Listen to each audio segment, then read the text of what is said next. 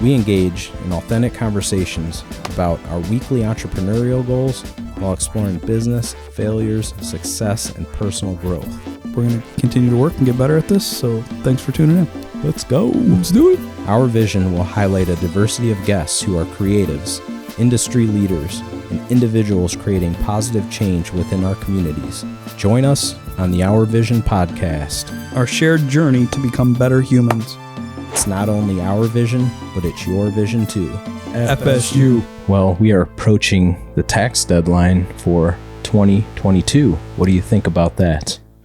I feel better than I did last year. Yeah? Yeah. Do you think we can put some info out there that could help people become prepared? You know, you last minute tax filers. I think so. I mean, because I do it. I'm like one of those last minute tax filers. You are. Yeah. So are you, right? Yes, but I think there's some things that I've gotten better at. So I think we can share some things. At least open up a conversation to get better at it. Yeah, I think we have some things that could help people streamline their processes. Mm-hmm. It's important. And today I was sitting around. We still suck at it. We do. So everyone knows we're not experts at this. But I think we've learned some things that help. If you're going to do your taxes on your own. Yeah, and that's the other thing we're working on too, because this is the last year that we're doing it on our own, I hope. Wouldn't you agree? I don't hope. That's the truth. Yeah, there's no way we can continue that. Because I'm sure there's some things we need to be taught. So I know you've been working hard this week on getting all your tax information streamlined and organized. So what'd you do? Before we became partners, you used to bust my chops about how I kept track of receipts and everything, and I didn't have a dedicated account. So you would like chew at me a little bit on that. And I'm like, yeah, I know you're right. And then, so this last year, kind of like how I get on you about your passwords too. Yeah. Writing down your passwords. Right. And he still hasn't figured that out. No, I still always mess all of my passwords up also, but it's kind of like you mailing out the drone for the last 10 months. I can't argue with you there. So, but anyways, yeah, so you've been busting my chops on that. And so you seen I was sitting around 2 days this week or 3 days? 2 days. Well, I started 3 days ago, yeah. And then the last 2 days have been more heavy into it. And I started gathering all my expenses and looking over. Well, anyway, so first thing I did this last year was made sure I had my own account dedicated for the photography end of what I do. And that has helped tremendously. Paying attention to driving everything through one account that you're using for business. So the process I noticed you were doing was categorizing everything. So since you waited till the end of the year to gather all of your write-offs, with that being like gas mileage, equipment expenses, equipment and communication, paying people, so contracted work, marketing. I had LJ doing some marketing, social media stuff, and then I had another woman that was doing some as an assistant. I had two different women that helped with an assistant on shoots. And so, but one of the things I noticed was going through it, brother, is like you forget what you spend your money on. Yeah. So I was actually shocked on a few when things. you wait till the end of the year. Yeah, I mean, you're right. When you wait to the end of the year, I think if I would sit and write each week down or month down, and I would be more aware of it. But I think comparative to how I was doing everything, like, oh, I'll remember. You know, like you don't remember anything. So what you did. Was it just this past year, 2021, you kept track of everything by putting it on a specific business credit card? I set up a separate account, of course, just for that. And I didn't nail that 100% because I did buy a product through a different account. So there was a couple times I probably should have done it differently, but it still was better. It was more streamlined. So how has that helped you with your process? God, because now when I tallied everything up, and I don't think my spending habits have changed all that much from year to year. There was a significant amount of write-offs comparative to the years before. I think I was missing, I don't know, maybe I was missing like tolls, and because you can write off for your mileage and for gas and tolls and things like that. I might not have had tolls. I might not have had as much food. There's even equipment that I've missed. I'm sure of it after this year. Like going through, there were some smaller equipment pieces that I had bought. And while I know I have them, I stopped. You forget what year you buy things in. That was the other thing. So you I don't know, it just helped that way. Does that make sense? Yes. It's so surprising though. So I'm glad that you kept chewing on me to do that. And I did the, there's, you don't have to be real. I'm sure there's better ways of doing it, but I found a free expense sheet and that's what I used. Yeah. So let's get into what we do, like how we kind of do our own thing with taxes. So basically we don't even have CPAs, accountants that handle all of our tax, stuff. So we do it ourselves. But this is the last year we're doing that. Yes. We've already determined that. Like we have to move forward and have somebody else doing this and helping us through understanding more of the process of how we can keep more of our money. So a good way to streamline the process would be to start at the beginning of the year and log everything as the year goes on. So what we're doing is categorize. So we use Google Drive. I know a lot of people use QuickBooks and all that. We're using a free program. We just organize it all ourselves. And we all do it. Joe and I do it individually for both of our businesses. And we'll categorize everything. So if you have gas write-offs, equipment expenses, food expenses. Well, and like an example for subscriptions, communication, like I was telling you earlier, is like I bought an iPad and it's completely dedicated for the photography business. And I have Verizon hooked up to that. I can write that off because it's part of that's all it's used for. Right. And I'm doing an event live. So that's software. There's software that we use, things like that. Right. So we're categorizing that. And that adds up. Your subscription to Adobe, like you should write that off. Right. Yeah. Can you think of anything else that you would have a category for, Brad? And you said something about the W-9s and 1099s. There's so many things that you can categorize. But simply put, as long as you are organizing everything throughout the year so that when the end of the year comes and then you roll into the next year when you have to file your taxes, you have everything and you don't have to think about it. You don't have to go back and backlog everything that you didn't account for throughout the year. Because you will miss something. Yeah. And I still do it to this day, but I'm getting better at it by logging that, and you are too. Yeah, this has been the best year for me.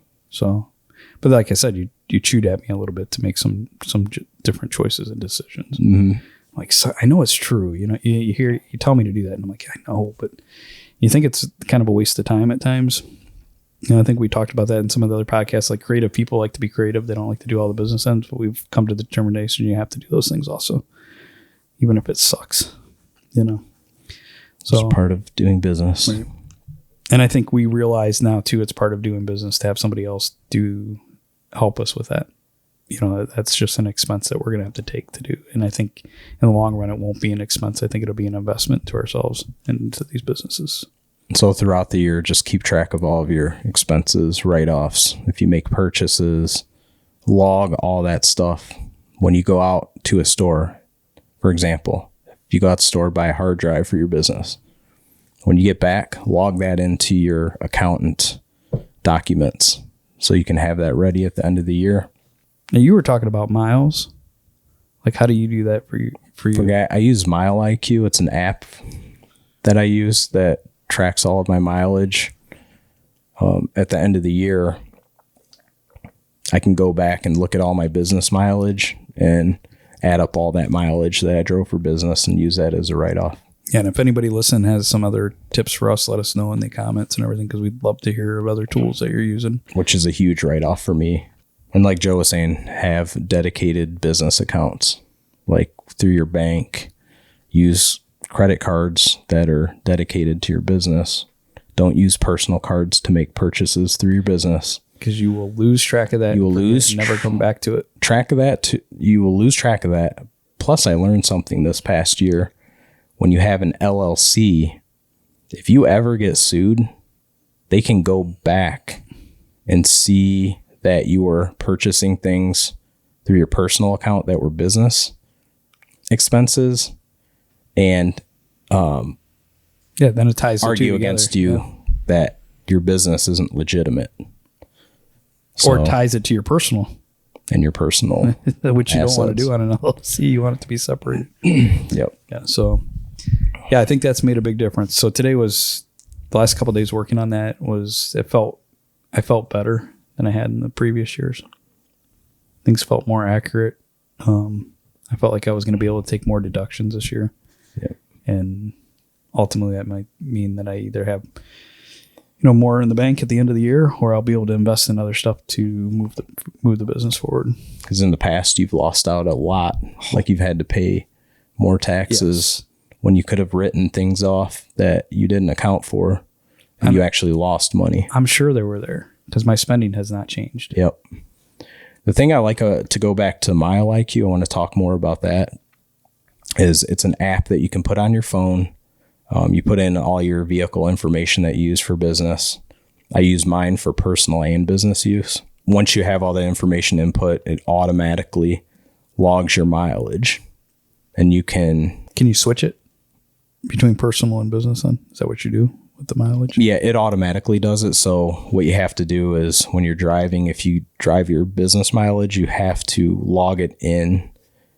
So what I do is I just write into whichever mileage report that I had for that day for business, and I'll just type in what I did that day. So I went to a shoot at this location. Okay. Or whatever the shoot was that I have, because I do video production. Same with if you're going to purchase things, like if you go to the store, anything that's business related, you can write off. So you just mark it down, you just log it, name it. There's a field to name what the pretty simple to use then. The trip was for. And that's another important thing to do that. If you don't, you have to go back through the Mile IQ app and look at all your logged trips. And figure out which is which. And figure it out. And I've done that before where I forgot to title the field of what the trip was for. And I'll have to go back at the end of the year and look at my calendar for dates that I had shoots on. Or you've been using that app for quite a few years now. Yeah. Right? Yeah. I think it's been over three. It's like $5 a month. That's not bad at all. So you can write that off too. Yeah, but that's the other thing too, is I want to look, so this year I made improvements with the expense reports. We're going to make improvements with the CPA. We're going to continually each year trying to improve on this tax thing, right? Because it sucks to feel the pressures at the end of the year when you can make it easier on yourself. And that's what it proved to me today, this last week working on that, is you can make it easier on yourself. And so hopeful this year I'm not paying as much in. So yeah, log everything. Keep track of all of your expenses, anything that's business related, categorize it for what it is. So it could be gas mileage, because everything, all the write-offs count a certain percentage off of what you owe in taxes for business. So like you might get a bigger percentage of write-off with gas mileage than you would with food write-offs. So keep account of all of that information, and like I said, categorize it the best you can. And use Excel sheets. That's what most people use, is Excel sheets for that. And consult with somebody that does this for a living, that's a professional tax person. I think it's important to say too, is like it might change from state to state, or depending on what your whatever the tax law is. So save all of your receipts. I still save all of my gas receipts too. So save all your receipts and log all of your write-offs, and do it throughout the year. Don't wait till the end of the year, because then it's a pain in the ass and it sucks to do taxes. Well, and it depends too. Sometimes people do it quarterly in business, so it just depends. And make sure if you paid anyone over $600, at least in our state, some of these rules and regulations might be different in your state, but in Ohio, in our state, we have to, it's probably common in most states, but like if we pay someone over $600, we got to request a W-9 they give us their W-9, and then we have to fill out our 1099s. And you have to order those from the IRS, the 1099 forms, and get those out to the IRS. And there's a deadline for that. And if you don't, you can be penalized. So anyway. So tax week, it's coming up.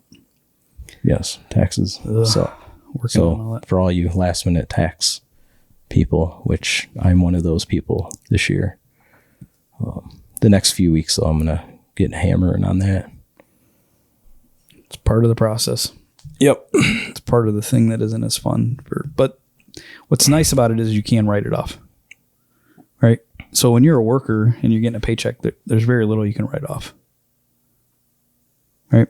So that's actually the nice part about it. Yes. So being self-employed. You can't write off anything. Right. Being self-employed, well, there is some things like you might be able to do some clothing and things like that. There are some. Depends on your job. Yeah. too. So there are some things, but not many. There's very I've never been able to write anything off. Very limited, right? Being employed. Right. So the tax structure is actually set up better for people that are self-employed because they're contributing to an economy. Not that you aren't as a worker, but you're creating, right? So that's each year I'm trying to learn more and more. I think you've been pushing me over the last several years to get better at this, so I'm glad you have, Brad. Is there anything else you could think of that we could... How we can improve? Yeah. Hire a CPA, an accountant.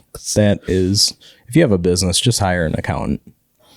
There's been years where we were struggling business owners and we just couldn't afford an accountant. I don't think we could afford not to. But if you can, paid out. If you have the money coming in, invest in a CPA.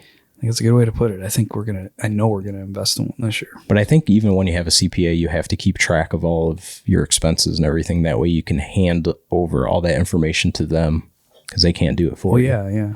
But unless you have someone dedicated that works for your business. Right. Yeah, no. And but the benefit of doing so would be what? It would be, they're going to tell you how to depreciate equipment, or it's better to take it all in 1 year. And where to put your money. How much should you be spending in this quarter to be able to, to make investments and into the business and stuff like that. So they're going to help you structure things differently so you can keep more money and operate within the law and making sure you're on top of it. So to me, it makes sense. And that's why we're deciding to do that, I think. We'll talk more about that when we meet with our CPA. Yeah, as we start to learn. I don't know. So that'll be this year. I think after the tax season, we're going to find someone and start fresh. Have a meeting January where we need to, what our goal is for this year, and determine what we got to do to, like, how to work with the CPA. So the other thing I think we can do to improve our process with taxes, Brad, is I think there's some other programs out there that might be helpful for that, keeping track of purchases and things like that. So I want to look into that too. Like with your Mile IQ, there might be something with receipts or something that would be easy to take a picture of or scan in. I know you have it at the office, but I mean, when you're out and about, might be a nice way to do that. Yep. So I want to check into that this year to see if I can streamline that a little bit so that it automatically dumps into a folder in Google Drive or something when I'm out and about. Yeah. Because you're not in your office usually. You could do that in real time right when you're there with your cell phone. I think that might be a nice way to keep track of receipts. Yeah, we'll look more into that. Yep. So that's one area. We've accomplished some goals these past few weeks. There's been some hang-ups, but we got the kitchen cabinets painted. We did. Painted the kitchen walls and trim. Now we're ready to put the flooring in. And we bought the flooring, the rest of the kitchen flooring. So we're going to put that in. And this is in regards to our rental property that we're hoping to Airbnb. So we're continuing the remodeling phase of this property. So we, saying that, we also went down, we kind of got hung up on our application for rezoning. So we need to have this rezoned as a residential business. So we went down to the city hall this last week and got all the documentation put in for that. And that's going to be a 3 to 4 month process now. But it's looking good. So we're going to keep moving forward like it's going to happen, right? Yep. It's a waiting game now. Really, and then hopefully they approve that, and then we can go through with the Airbnb process. So. That makes a big difference for us. So that's why we sprinkle and talk about it every once in a while, because that changes some things for you and I. And again, I think what would work best for us, Joe, and this would apply to other people. So this is kind of a unique situation. If we get the residential business zoning approved and we go forward with an Airbnb, because this is a duplex. So the plan for us is to have a discussion with our tenant and then move down to the downstairs unit, fix that up because it needs a lot of work.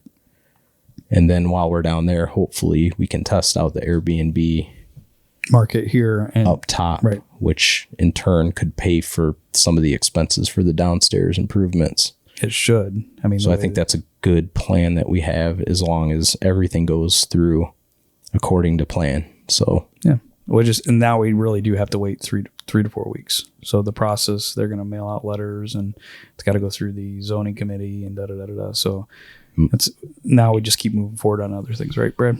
Yes. Like, we're not worried about that.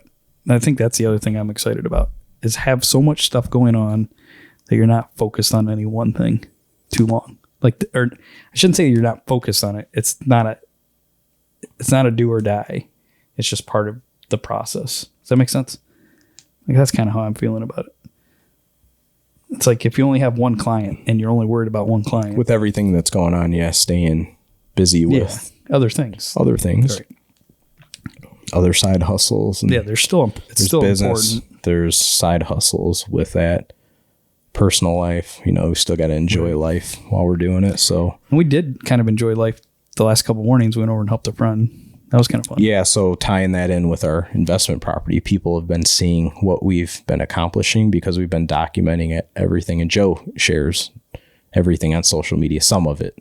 Yeah. I was excited. Like, when we were fixing the floors, we had set up our phones and did some time lapse, and then we time lapse everything. So I put them on social media. You're right. Yeah, it was kind of. And you've been hit up for jobs on like floors, like to finish floors and not something we're looking to do, and all that, and remodeling. But today we're like, somebody because did of what you've been posting. Yeah. So who knows? Maybe someday we'll go do a floor somewhere. But so he asked you through a friend that you worked with, her husband. Well, yeah, I became friends with his wife. I worked with her and met her when I was teaching kids with autism, and so they had bought a home like a few years ago, maybe 4 years ago, and little by little he's been fixing it up. And then he had seen that we had done these floors here, and he had pulled the carpet out and sanded another friend of his that I know, got him a sander for free, and they sanded the floor all up and did a pretty good job. This is an oak floor in here, but he had a pine floor there, and I thought it looked really nice. Yeah. So we kind of guided him through the process of laying the sealer and then the 2 coats of finish. Right. We did basically the exact same process we did here. And it was the same product you found. Same product. Bona. It was the Bona classic seal that we used for the sealer. And then we used the Bona Mega for the floor finish. And we put 2 coats of finish on. What's really nice about this product is that it's got low VOCs. So the smell's low, and this shit is forgiving. It's got a natural look too. Some of the polyurethane finishes leave a strong amber look, kind of an orangey look to your floors. Yeah, and this looks really natural. And this gives you a nice matte.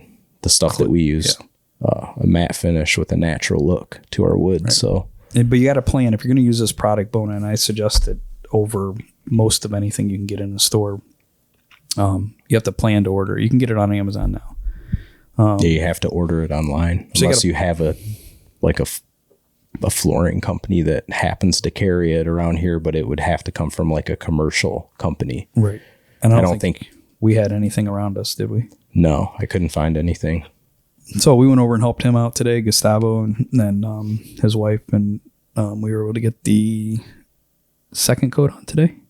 So we did the sealer a couple days ago, right? 24 hours ago. Let that dry, and then we went back and put coated it, put the 2 coats on it. I think it looked really nice. Yep. So we had to do a little bit of sanding in between the 2 coats, and then we cheeseclothed it, and then Gustavo got a chance to switch rolls, and he got to learn how to roll it on and feather it on, and we use microfiber rollers and things of that nature. So there's some steps that you have to do to put it on correctly. But the nice thing about Bona is they had a lot of videos. So you sat and looked and looked and looked. I watched them over and over and over to make sure that we were doing it right. But once you do it the first time, the product is so forgiving that you're really not concerned about it once you lay it down. As long as you're feathering it and paying attention to where you're applying it, leaving Yep. huge gobs, puddles, Yep. It's fine. I would highly recommend it. Now, it is not the cheapest product. It dries fast too, so you got to kind of get through it at you an efficient pace rate. yourself. Yeah. Yeah. But it's not a cheap product. No, it's not. You're paying for what you get. One of the top products, if not the best, from what I've researched. So we might even have a link in this one because I believe in that product that much. If you're doing wood floors, it's definitely a product to look into and see if it's something that would work for your projects. Yep. So yeah, we got to do that this week. So that was a little balance of getting things accomplished, right? And having some fun with some friends and helping them along. Yes, absolutely. And he was actually really nice today. We had we have to do some more work, and he let us borrow. He gave us a router to use, like indefinitely. Yeah, so our cabinet doors fit within the framework. Right. We ran into an issue. We actually had to cut our cabinet doors back because of our hinges that we got. Then you have to account for the paint layer that goes on it. And the recess, so we got to edge it over a little bit so they fit, but it's not a big deal. It's just so we have to cut over the inset. So we're going to use his router to do it. And then you've been knocking out some videos for a client. Got those knocked out. Knocking out more videos. Then we landed another video. You taught me a little bit about editing project, more, right? Yeah. So it's helping Waypoint. And then you went back through and made it look, took it beyond my skills a little bit. Yeah, so a friend of us that runs a nonprofit organization for veterans, it's excursions, and they go on adventures so cool. for veterans. She's such a great that deal with PTSD. Yeah. So we're going to meet with her and have her on to probably April. It'll air in June, I would say. Okay. Yeah, and we're really excited to work with her. So we've been helping her. We're going to help her with her videos. We're going to go down there, and she has a fundraiser for it's a bike rally. And those proceeds go back into her allowing and putting together these excursions for veterans to get together and basically enjoy life. Yeah, they go mountain climbing. They do all kinds of adventurous activities. So she puts these events together, and just an amazing person too. She's happy to be a part of it. Yeah, so. she's a really interesting person also. It's like very caring and very proud of what she's put together over the last few years. So love to support that. So we're gonna go down and support her on that and kind of spend some time with her too. It'll be nice, her and her husband. So we got that accomplished this week, right? Got it back out to her. She had a few changes. We're gonna fix that, right? And then what else did we do? You said we landed another project, right? Yes, another video project through from past work through a marketing agency. Mm-hmm. So we have that coming up. So we're staying busy. We're trying to continue to do something every single day. I feel like we're doing it. I really feel like we are. Yeah, I know. I well, and I say that because we've failed at that before. But I feel like we're being more and more consistent with trying to stay on track with, we had a little dip. I'm probably not going to go too much into it on this episode, but I lost my brother this last March 1st. So that kind of knocked me down for a little bit for several days. But one of the things that's been helping me is like we sat down again tonight. Well, the best time I've had so far is we had a guest on and got back into doing stuff again. And I really felt good about it. Right. But when we sat down to make this list, the things that we accomplished, I'm like, oh, good. We're still on track. So that's exciting. It's all about that key phrase that we use is keep moving forward every day. Yeah. And something that helped me this week. I'm not real good at making lists a lot of times, but I had to make a list to get me back on track. So I did that. I don't know if you saw, I did that earlier this week. And that helped me knock some things off. And then I had to rotate some of those things over. Then I found some new things that we needed to do for business. And, I was able to knock a couple things off today, and I suspect that next week we'll be able to continue to move forward on those things, and we'll wake up and hopefully have another video project down the road soon, I hope. The other thing I was able to do today was I had some clients I had to order some prints, and then I had to get this week. I had to get some prints together for a client, so it's still doing all that. And I just like the possibility. I'm gonna go back. I know we talk about the Airbnb, Brad, but I'm very excited that we put the paperwork in for that this last week. Me too, because that could change us not having to use so much of our revenue to fix the place up. We can then start to use the revenue that we've already used here, that we're gathering from the rentals. So that'll be nice. Speaking of the property, I want to get into our flooring and kind of show everyone what we're using. We found this at Home Depot, and we hear from everyone that they have the best flooring and the best deals. So it's the vinyl plank flooring, and as you can see underneath, it has the padding. And it's pretty solid too. It's almost like a composite material, and it's the click where panel it locks in, so it'll lock in, and it's worked great. This is the same stuff we used in the back bedroom. It's not top of the line, but it's not the bottom either. Yeah, it's middle of the road. We didn't want to overspend and we didn't want to underspend, so this has been solid. We put it in the bedroom. It's worked great. We're going to run the same style into the kitchen from the bedroom. So check it out. Yeah. So if you're only listening, you can see this on the. You can come to the website and there's or YouTube channel, and you'll be able to see the flooring. Or if we're ever talking about something, you'll be able to see that. And we lucked out because we've kind of put the kitchen behind a little bit because of everything else that was going on. You did luck out. We have the time. We didn't have to rush the kitchen, but we're back at it again. We lucked out. We went to Home Depot because we wanted to use the same flooring that we use in the bedroom. And I'm glad we did, because you're like, you know what? I think we better go. We went and they only had 25 boxes left. Yeah. So it's not a reorder product. Picked up 7 boxes. Right. So it was like what, $350 for 7 boxes? I think that room's going to cost us a little under $350. Yep. And we overspent. And that's like just over 100 square feet. So. Yeah. So that's what we got for the flooring. And I don't know if I was surprised how easy it was to put together once we got going. Oh yeah. The trickiest part is cutting around all the trim, and it's really not that hard. It's just time consuming. It was tricky at the beginning with us because we have baseboards for our boiler heat system, and the floor was sliding around when we would click it into place. So we had to actually screw it into the floor until we got so much put in till we finished it. Well, I had caught that video and I seen somebody do that when it was started sliding. I'm like, I thought back on that video. I'm like, you know what? We need to screw it. Yeah. So screw it down. It worked better for us. The floor has to float. So we're coming off the wall about 1/4 of an inch or more. There's some play there. So you can't butt it up against the floor because you want it to float so that it can move around with the house.